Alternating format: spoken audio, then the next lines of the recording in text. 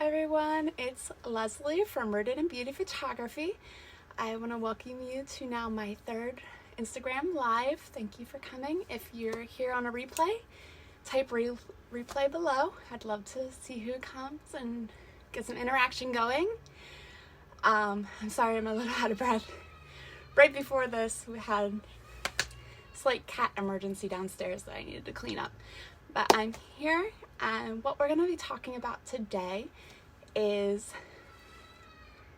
you can probably hear my toddler in the background, is getting your kids to behave a little bit better during their photo shoot. I know this is a major stressor to most parents, especially moms, and I'm going to give you 3 tips on how to help curb that bad behavior and to get them more interactive and receptive to getting their photos taken. This has taken me, probably a little bit over a decade to figure out, but they are tried and battle tested and tips, and they do work. So let me give you some background story. I started photographing when I was very young. I don't remember not having a camera in my hand. And usually the only people around to photograph were the other kids that I was hanging out with or my young cousins.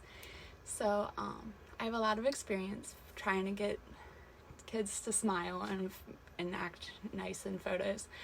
But even more recently, right after college, I spent about 3 months in portrait innovations. And it's kind of like a JCPenney. It's one of those retail studios. You know, they try and squeeze as many families in a day, give them about 15 minutes, sell them whatever they can, and kick them out the door. It's a great model for the business. It gives them the most money in the shortest amount of time. However, it introduces a lot of stress to the families, especially to the kids. One story in particular, I remember one day we were photographing, and you might get a couple minutes to talk to the families, to the kids before you start shooting. There's no, getting the kids to trust you at all. You're just kind of thrown in, and the parents know that, so they're already stressed and, trying to throw anything at the kids to get them to cooperate. And this one dad was just bribing his kid, just giving them M&Ms, giving them toys. And kids pick up on our emotions. If we're super stressed and not having a good time, their little brains are going to be stressed. They're going to be scared, especially if we start yelling or giving ultimatums or threatening to not do a special treat at the end. That's frightening for a young child. That's frightening for most adults if an authoritative figure does it.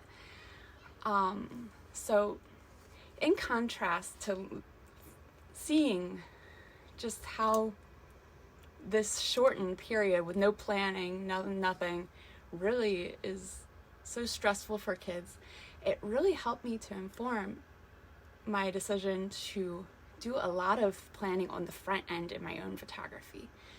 I want to spend a lot of time with my families and my individuals. I want to learn who they are. I want to meet the kids. I want to meet the husbands. I want everybody to be on the same page and to be included in the planning process. I want the kids to have a say in what they wear. We might veto it, but I want the kids to have a say. I want them to maybe pick the location. Maybe there's one location they're more comfortable at, like a park or somewhere that has a play area that they can take breaks and go off and play for a little bit. Versus, somewhere really fancy where they have to be very prim and proper all the time. Kids don't like that.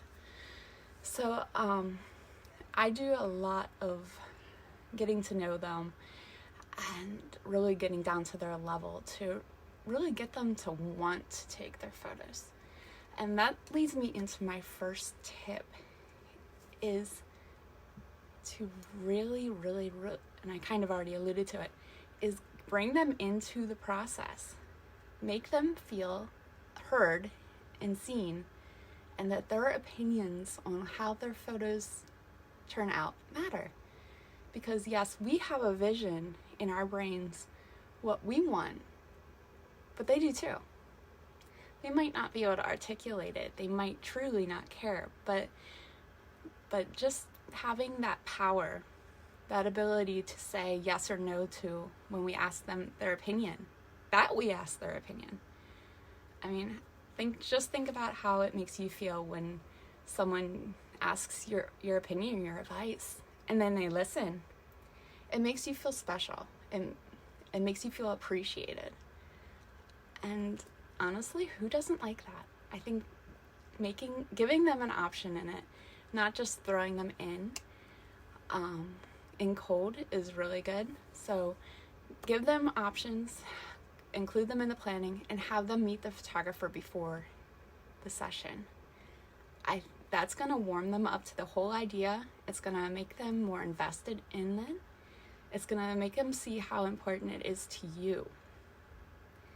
And it should, depending on the age, it should influence a little bit their desire to act right.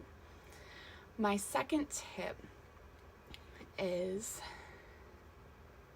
to, sorry, I just lost my train of thought completely. But hold on one second. Sorry, everything just dropped to the floor. So my second tip is to make it a game. Whether this means bring in bubbles. Bubbles have saved so many photo shoots with kids. I can't even tell you. It brings up a memory of this one time. The little girl, well, there were 3 kids, and the youngest, this was right kind of when the restrictions were just letting off of COVID last July. I took some family photos for a neighbor, and their youngest they've been, saying stranger danger, 6 feet apart, COVID. So all the girls were just a little bit, who is this person with this camera getting so close? I was masked, but, and the youngest actually growled at me. We didn't have high hopes that she'd warm up, but I took the other two, got some photos with them. We brought out a bubble machine. I let the youngest actually take photos with my camera. I let her, shoot the shutter, and she was composing the shot on the back of the screen and taking the photos. And just the making it a game, getting down to their level, releasing your expectations of perfect, 'cause perfect's not going to happen. Pinterest, you don't know how staged those photos could have been, or how many shots it took, or how many tears were behind the scenes. They're showing the highlight reel. Don't judge your family or anybody else's on the highlight reel. It's an unrealistic expectation. Tantrums are going to happen. These tips will help mitigate that, but they are going to happen. But we can try our best to curve it at the beginning by planning ahead, getting them involved, making it fun, not being stressed ourselves, making it a game, getting down to their level, letting them run around and be kids, get those candid moments, because those are the best shots anyway. When you get the big goofy grins and not the, cheesy face, as my son calls it. That's the only way I can get him to smile, is if I ask him for a cheesy face, and he gives me something like that. But my third tip is absolutely no bribing unless it's done by the photographer. Photographers will get your kids to do things that you cannot do. Kids will typically listen to a stranger so much quicker than they will listen to their parents. Can't tell you why. It just seems to be a thing. So you bribing them or trying to take things away is usually going to leave more stress to you and more stress to them. I can't tell you how many photos I've had where, the mom it's a beautiful shot, the kid's actually looking, the kid's been all over the place, the kid's actually looking, and mom is checking out what the kid's doing or yelling or, talking. And that's the reason, one of the reasons we didn't get the shot. So let me focus on getting the kids or the photographer to focus on the kids. I guarantee there's nothing your kids can do that we haven't seen. Most photographers are super patient, and we will stay and we will warm these kids up until they like us, until we can get them to smile and trust us. So let us worry about getting the kids to act right. You guys just have fun, be goofy, be a family, get those good, nice, candid shots if that's you. But no bribes from the parents. What you can do, however, and this plays into that, is bring the photographer some incentives to get your kids to listen. Give me a couple tips on TV shows or activities or interests that your child has that would make them light up, or silly words that make them smile, or like I said before, bubbles, bubble sticks, bubble machines. They photograph beautifully, and who doesn't like bubbles? I love bubbles. Big decorative lollipops, something that we can use as a prop in the photo, but also feels like a treat, something they don't typically get or want, or something, or even just a stuffy that you don't mind having in the photographs would be a great incentive. Something that will make them feel comfortable, make them feel rewarded, maybe starve off a little bit of the tantrums. Another side tip is try and stay away from nap times or times where they're going to be hungry or hangry or sleepy. Just try and work around your kids' schedules. I know all of my photography tends to focus on mom. Mom gets a full 30 to 60 minute session all by herself for every photo session, and then we bring the family in. But we still want to make sure that we get the best out of the kids as well. So if that means, we have to push mom up a little bit farther or back to get the kids' window, I'd prefer to do that than have the kids be tired or hungry or just not into it.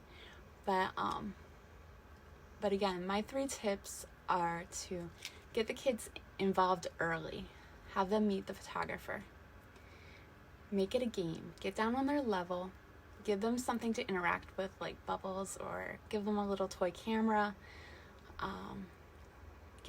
have them run back and forth and do like slow motion running, or play Simon Says, or just have them do kid things.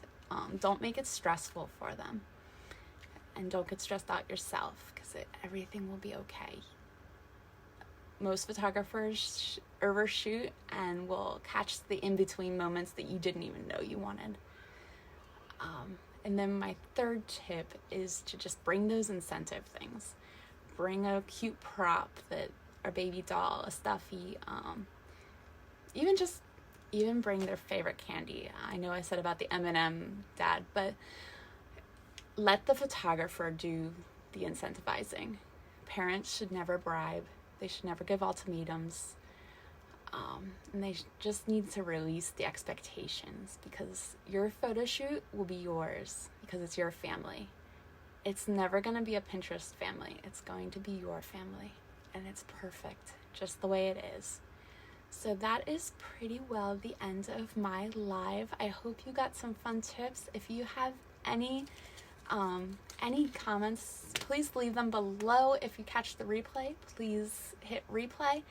And if you have any props that you found that your kids love to have in photographs, please drop that below too, because I'm always interested in adding more to my repertoire. All right, thank you so much for joining me. I will talk to you soon. Bye.